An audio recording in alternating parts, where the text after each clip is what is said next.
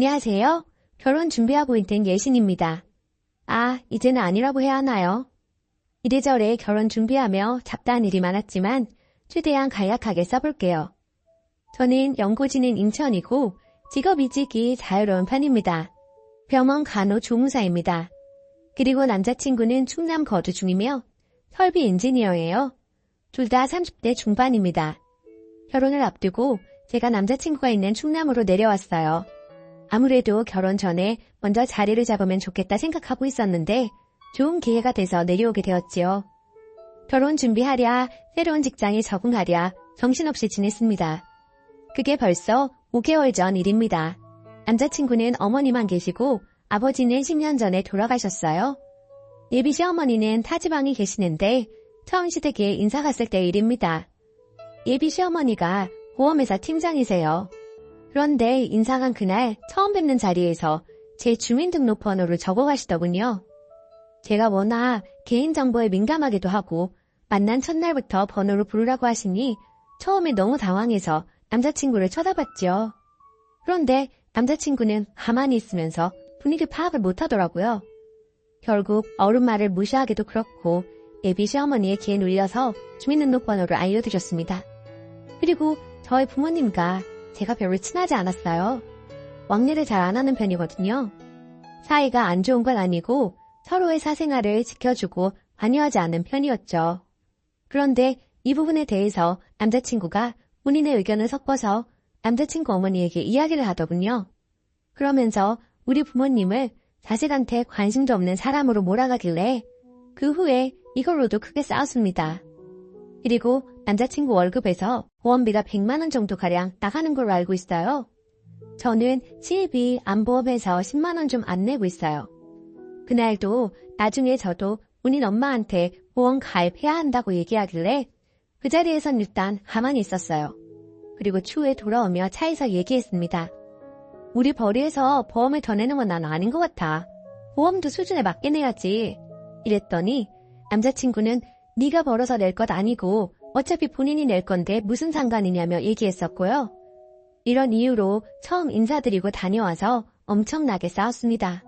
남자친구는 자기 엄마가 보험왕이라며 보험에 대해서 너무 잘 알며 저보고 아무것도 모른다는 식으로 이야기하길래 별다른 합의점 없이 일단 이야기는 종료되었어요. 그치만 시어머니의 일이 보험 설계사니 관여하고 나한테 물어볼 수도 있겠다 싶어서 나중에 적극적인 계획이 있을 시에 확실하게 말해야겠다 하고 마음은 먹고 있었죠. 그리고 상견례 때 어머니가 다른 지역에 계시기 때문에 저희가 있는 KTX역까지 오셔서 모시고 가게 되었는데요. 가는 도중에 저희 아버지 얘기를 하시면서 아버지 사업은 잘 되시니? 차 몇 개 가지고 계시다며? 라며 노골적으로 물어보시더라고요. 참고로 아버지는 유조차 관련 일 하십니다. 저도 모른다고 얘기했지만 평소 금전적인 부분을 묻는 건 실례라고 생각하기에 기분은 나빴어요. 그러더니 인사 시작부터 예비 며느리가 엄마를 닮았네 하시며 아래로 저희 엄마를 훑어보신다든지 남자친구의 자랑을 엄청 하셔서 기분이 좋지 않았어요. 그러더니 음식 나오기도 전에 저희 부모님께 사실 제가 있는 곳에서 결혼하면 저희 회사 사람들 중 올 사람이 많지만 그건 좀 그렇고 옛날에나 신부 측 쪽에서 결혼했지 요새는 그런 거 없는 거 아시죠? 결혼은 저희 아들 회사 근처에서 하도록 하죠. 아무래도 회사가 저희 아들이 더 탄탄하니. 그리고 주례는 안 할 거니 아버님께서 애들 위해서 한 말씀 해주시면 좋겠네요. 말주변이 좀 어떠신지 모르겠네요. 그리고 날짜는 일요일은 예배가 있으니 안 할게요. 또 예물 예단 아무것도 필요 없으니 서로 하지 맙시다. 괜히 부담드리고 싶지 않네요. 그게 서로서로 좋지 않을까요? 라고 통보하시더군요. 모든 부분을 이미 어느 정도 정해놓고 대화를 하시니 당황스러웠고 저희 부모님도 당황스러워 하시는 듯 했습니다. 이때도 너무 속상했지만 그래도 저희 부모님도 이견을 내지 않고 참으시기에 저도 그냥 넘어갔습니다. 그 이후 상견례 후 다음날 예비 시어머니께서 다이아몬드 반지를 해주시겠다고 전화가 왔어요. 이건 또 뭔 소리인가 싶더군요. 서로 하는 거 없기로 하자라고 얘기가 끝난 상태여서 저런 전화를 받으니 당황스러워 거절했습니다. 부담스럽다고요. 근데 한사코 얘기하시면서 아니야, 내가 생각해보니 반지 정도는 하는 게 맞아. 너가 나중에 또 다른 말 하면 안 되잖아. 내가 너 다이아 해줄 건데 아버지 사업은 어떠니? 아빠한테 말씀드려서 예물 얘기 좀 해보는 건 어때? 아빠 돈 없으시면 어쩔 수 없는데 우리 아들도 시계 같은 거 해달라고 말씀드리는 게 나을 것 같다. 이러시더라고요. 계속 거절해도 제 말은 듣지 않고 저 말만 반복하시길래 일단 여쭤본다 하고 끊었어요. 그 뒤로 이틀에 한 번씩 전화하셔서 계속 말씀하시더라고요. 남자친구한테 얘기했더니 그냥 안 하면 되니까 신경 쓰지 말자고 하더군요. 그렇게 말하고 중간에서 무슨 얘기를 했는지는 모르겠으나 나중에 남자친구 누나가 남자친구한테 너희는 그냥 네 하고 받으면 되는 건데 뭘 그렇게 엄마 마음 상하게 거절하냐? 라고 전화하는 걸 듣게 되었네요. 그래서 그날도 싸웠습니다. 내가 어머님께서 반지 준다는 거 거절하는 게 아니라 상견례에서는 그렇게 통보하듯이 아무것도 하지 말자고 얘기 다 끝내시고는 이제 와서 아빠한테 너 시계 해주라고 말하는 게 싫은 거야. 라고 하면서 싸웠습니다. 그래도 자꾸 예물 이야기가 나오길래 말씀을 드려야 하나 전전긍긍 하던 중에 엄마 아빠가 먼저 저희를 부르셨어요.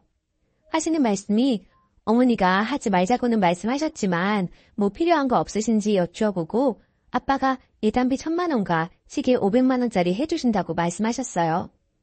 아무튼 그 얘기 예비 시어머니께 전달했고 예물 맞춰주신다는 게 본인 사시는 지역에 아는 가게가 있으니 저희 보고 내려오라고 하시더라고요. 예단비도 전달해드려야 하니 내려갔습니다. 도착해서 저녁에 예단함 전달해드렸어요. 근데 예비 시어머님께서 그 자리에서 아버지가 보낸 예단비 1,000만 원을 세시더라고요. 면전에 대고 그렇게 돈을 세시니 좀 당황했습니다. 근데 남자친구가 옆에서 하는 말이 네이버 검색해보니까 원래 봉투예비는 다시 안 줘도 되네? 우리 엄마가 안 줘도 되는 건데 너 절반 딱 주려고 돈 세는 거야.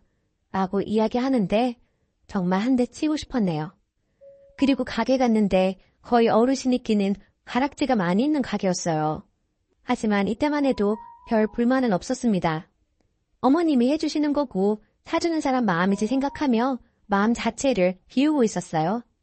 저는 몰랐는데 저 맞춰주신다는 반지가 어머님께서 결혼할 때 받아 현재까지 끼고 계시던 삼보 다이아 이 세팅에서 저 맞춰주시는 거였더라고요. 솔직히 좀 당황했어요. 다이아색이 노랗게 변했고 쓰던 거 물려주시는지 몰랐거든요. 그리고 어머니 반지 되어 있는 금 녹이고 잠시 뒤에 주머니에서 어머니가 뭘 꺼내시는 거예요. 어머니 보험회사에서 받으신 반돈짜리 무슨 금이 있더라고요. 그것도 제 거에 녹이시고 또 잠시 후에는 주머니에서 뭘 꺼내시는데 세상에 다름 아닌 금리였어요. 어머니 금리 떨어진 걸 제 거에 녹이라고 하시더라고요. 그 사장님께서 한숨 쉬시더니 이빨은 100% 금이 아니라서 쓰다 보면 금 성분이 없어서 녹일 수가 없어요. 하시면서 그냥 32,000원 현금으로 주셨습니다. 그 자리에서 솔직히 좀 불편했어요. 이것저것 막 녹여서 제 반지를 만든다니 찜찜하기도 했고요. 근데 갑자기 남자친구 반지도 맞춰주신다 하시더라고요. 커플링도 아닌데. 남자친구는 커플링 중에 남자 것만 해서 따로 맞춘다 하시더라고요. 제 건 말고요. 우리 아들 건 입으로 해주세요. 라고 하니 사장님이 여기 반지 샘플 보신 거는 3부짜리라서 입으로 하면 반지가 쭈그러들 수도 있어요. 라고 하셨습니다. 그래서 어머님께서 그러면 최고 좋은 걸로 해줘요. 우리 아들 건데 크기도 높이고 하면서 그 얘기를 계속 하셨는데 솔직히 옆에서 서럽더라고요. 우리 부모님이라면 사이될 사람 저렇게 대하진 않았을 텐데 정말 속상했어요. 결국 그날은 제 반지 50, 남자친구 반지 150 정도 나왔습니다. 거기다가 결혼식 전날에 우리 집에서 작업하신다고 하시더라고요. 15평 집인데 잘 곳이 없어서 원래는 남친 집 근처 사는 누나네서 자고 같이 오시는 줄 알았거든요. 그래서 제가 집에 오는 길에 난 그러면 엄마 아빠네서 자고 출발할게 라고 얘기를 했어요. 그랬더니 아니 우리 엄마 마음 불편하게 왜 그러냐? 꼭 너희 집을 가야 해? 그리고 아직 일어나지도 않은 일 가지고 벌써 짜증 좀 내지 마라. 진짜 스트레스 받는다. 이런 이야기에서 또 대판 싸웠네요. 그리고 결정적인 사건이 일하고 있는데 핫톡이 하나 오더라고요. 제가 가입한 적 없는 보험회사에서 제가 고객 등록이 되었다고요. 바로 고객센터 전화해서 사초지종을 설명드렸습니다. 땡땡 지역 설계사분 모르세요? 하는데 딱 들어도 어머님 계신 지역이더라고요. 그때 남친 어머님이 제 정보를 무단으로 등록했다는 걸 알았습니다. 일단 취소해달라고 삭제시켜달라고 하고 전화를 끊고 남자친구한테 이야기했어요. 남자친구가 얘기해본다고 하더라고요. 그러고 좀 있다가 바로 남친 어머니가 전화 오더라고요. 다짜고짜 하시는 말씀이 네가 뭔데 보험 알지도 못하면서 자꾸 이래. 너 가지고 있다는 보험 그깟 9만 원씩 내는 거 제대로 된 보험도 아닌데 내가 내사의 보험도 알아서 다 해주는데 너 위해서 내가 해준다는데 왜 쓸데없이 우리 아들을 시켜서 나한테 전화하게 하냐? 이런 얘기를 하시더라고요. 기가 막혔지만 그래도 최대한 정중히 제 보험 제가 알아서 하겠다고 하고 더 보험 들고 싶질 않다고 하고 대충 마무리 짓고 끊었어요. 그러고 나서 저녁에 얘기를 했습니다. 남자친구 하는 말이 너 때문에 엄마가 자리에 뻔한 거 겨우 경위서 쓰고 넘어갔대. 엄마가 너 보고 사랑하는 사람을 낳아준 부모님에 대한 감사함이 없고 부부 갈등이 너무 심해지니 힘드시다고 하더라. 엄마가 결혼하지 말라고 난리인 걸 간신히 말렸어. 라고 하더군요. 진짜 미친 것 같더라고요. 그래서 말했어요. 감사함이 없고 배려가 없었다면 너희 엄마 금리 긁어서 나 반지해준다는 거 당장 던져버리고 왔겠지. 어머니가 보험을 쓴다고 나한테 상의도 없었던 보험을 내가 들어야 해? 어머님이 돈 내주시는 거래? 그것도 아닌데 무슨 권리로? 그동안 상견례부터 무례하게 보신 거 그래서 남친 엄마라고 꾸역꾸역 여기까지 참고 온 거야. 근데 상황 파악 못해도 너무 못하는 너의 모자? 안 되겠다. 진짜 결혼하면 큰일 날 것 같아. 헤어지자. 그랬더니 저보고 직장도 결혼하려고 여기까지 와놓고 네가 파혼할 용기라도 있냐고 빈정 버리더라고요. 그래서 본인 앞에서 팀장님한테 전화해 이제부터 병원 못 나갈 것 같다고 당장 고인 광고 내달라고 말했네요. 아무래도 파혼해야 할 것 같아요. 그동안 준비해온 거 모르는 거라 부모님께 말씀드리는 것이 엄두가 안 나지만 이런 결혼 하다 봐는 평생 힘들 것 같아서요. 저 잘한 것 같겠죠? 후기. 제가 집 정리하고 예식장부터 하나하나 정리하는 걸 알고 처음에는 미쳤냐는 둥 헛소리 하더니 갈등에 불 떨어진 사람 마냥 미친 듯이 전화가 오더라고요. 저랑 결혼하지 말라고 했던 말이 남친이 그냥 한 말이었던 건지 시어머니는 전화 오고 문자 와서 파혼이 무슨 말이냐며 자기 눈에 흙이 들어가도 안 된다고 하시길래 답장에서 버스는 이미 떠났습니다 라고 보냈어요. 그랬더니 약이 오르셨는지 저희 엄마한테까지 전화와서 욕만 안 했지 우성을 막 지르셨나 봐요.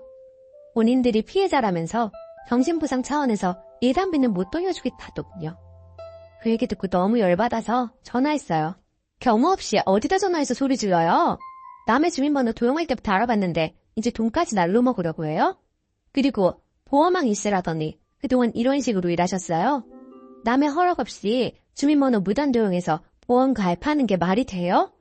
예단비 바로 안 보내면 우리도 경찰에 신고하고 주민번호 도용까지 금감원에 신고할 테니까 전화하면 잘 받으세요.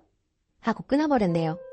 그리고 남친한테 30분 내로 예단비 안 보내면 경찰이신 삼촌 대동에서 회사 찾아갈 것이고 가기 전에 너희 엄마 주민번호 도용했다는 사실 신고하고 출발하겠다. 라고 문자했더니 5분 안에 바로 입금하더라고요. 그러면서 저한테 네가 이렇게 돈을 밝히는 줄 몰랐다. 개념이 없는 줄 몰랐다. 개소리 하길래 바로 차단했어요.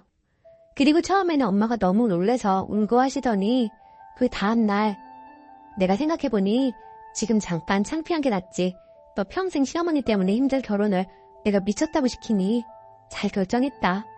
하고 응원해 주셔서 또 한바탕 울었네요. 아빠도 묵묵하게 저 안아주시면서 마음고생 많았다고 해주셨네요. 이럴 때 가족이 있으면 얼마나 든든한지 다시 한 번 느꼈어요. 아, 정말 제가 저런 인간인 줄 모르고 제 인생 걸 뻔한 걸 생각하면 아직도 심장 떨려요. 제 입장에서 나름 배려하고 참으려고 했던 부분들이 점점 더 저를 흙으로, 갑과 을에서 을의 입장으로 만든 것 같아요. 그 인간은 제 배려를 알아줄 무인도 아니었고요. 어쩌면 몇 개의 사건들을 겪을 때부터 이 결혼은 뭔가 잘못되었다라고 느꼈을지도 모르겠어요. 하지만 헤어질 용기가 없고 이리저리 질질 끌려다녔던 것 같아요. 헤어지자고 말한 후에도 처음에는 파혼이라는 프레임에 위축되고 잠도 못 잤는데 솔직히 지금은 너무 홀가분합니다. 만약 이렇게 결혼했다 하더라도 결혼 생활 동안 저는 말라 죽었거나 아니면 결과적으로 이혼녀가 되었을 수도 있을 것 같아요. 이혼보다는 하우주 훨씬 나으니까요. 이번 주에는 마음 비울 겸 가족끼리 여행 가기로 했어요. 가서 다 털어버리고 새로운 마음으로 새 출발하고 싶어요. 그동안 감사했습니다. 댓글, 조상님이 도우셨나봐요. 비록 지금은 부모님 가슴에 못 박는 것 같아 힘들겠지만 그런 집안에 결혼으로 엮여서 더한 걸 보여드리는 것보단 100배, 1000배 나은 거라 생각하셨으면 하네요. 댓글 2. 하운 너무 잘하셨어요. 아무리 가족이라고 맘대로 하는 건 절대 안 되죠. 진짜 무슨 막장 들어가 보는 줄 알았네요. 세상에 그냥 살았으면 진짜 헬게이트 오픈입니다. 결혼 준비하면서 픽업되면 그게 계속 가더라고요. 그리고 주민등록번호를 왜 알려주나요? 처음부터 이해가 안 되지만 하운 잘했어요. 결혼 전부터도 그러는데 결혼해서 온갖 보험 다 들으라고 할 거고 조금 해주고 생색낼 사람이네요. 오늘의 사연은 여기까지입니다.